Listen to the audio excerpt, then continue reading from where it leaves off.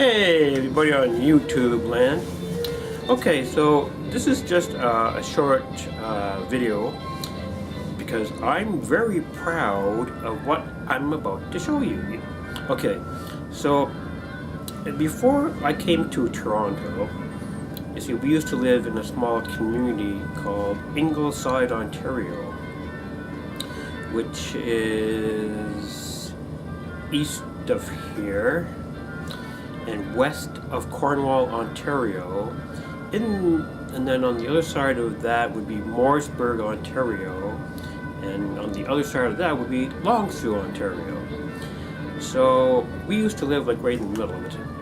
Okay, so my dad had a workshop, and I used to go down, I used to go downstairs and make things. I made this. See, this is a boomerang that I made. Yep, this is a handmade boomerang that I made myself. I drew a template, and then I took some plywood that my dad had in his workshop. My dad always had plywood in his workshop.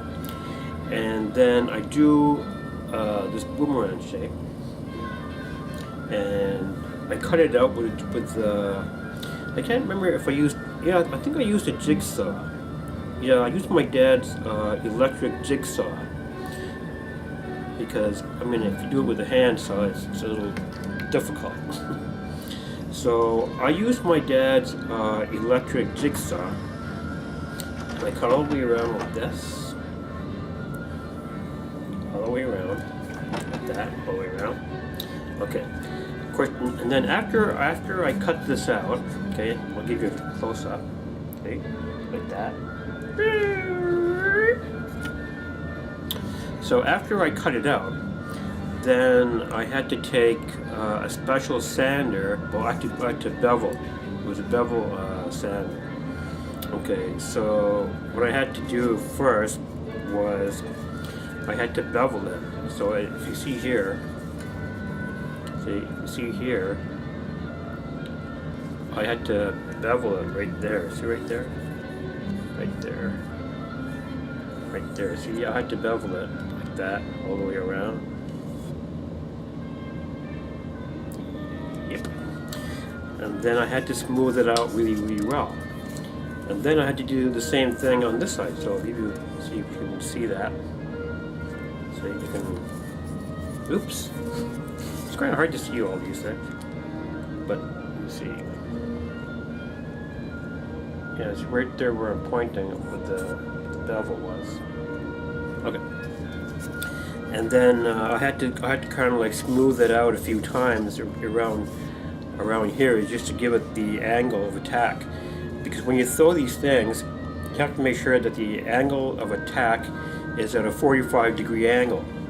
So in order for this boomerang to fly properly through the wind, it has to have that angle of attack working. So you have to bevel it down like this, like that, so that the wind can travel across like that,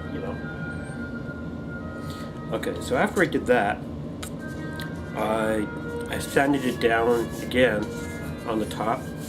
I should have done it on the back too. And actually I should have put my name on the bottom. I should have put my name back there, burnt it in there. So constructed by. Okay, so then after I did that, I put 2 coats of lacquer. I put 2 coats of lacquer on it. And then after I put 2 coats of lacquer, I had to let it dry. Well, actually, I think I put 3 coats of lacquer. So yeah, 3 coats was, so I did 3 coats of lacquer, okay, 3 coats. So I did 3 all the way around, and then I let it dry.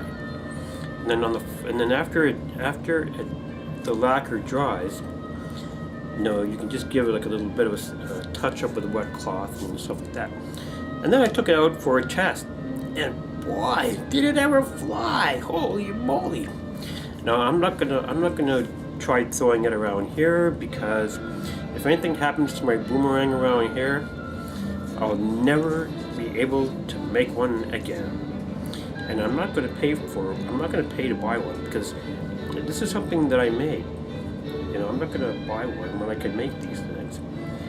If I was to go to a wood shop right now, I could make another one, because they're pretty easy to make. And how is that possible? Well, I could show you, but I don't have a workshop. Anybody out there have a workshop with wood in it? Okay, anyway. So the reason why there's a green screen around my face at the moment, the camera is doing a face shot. Okay. See you on YouTube. And the battery's running low. See you on YouTube.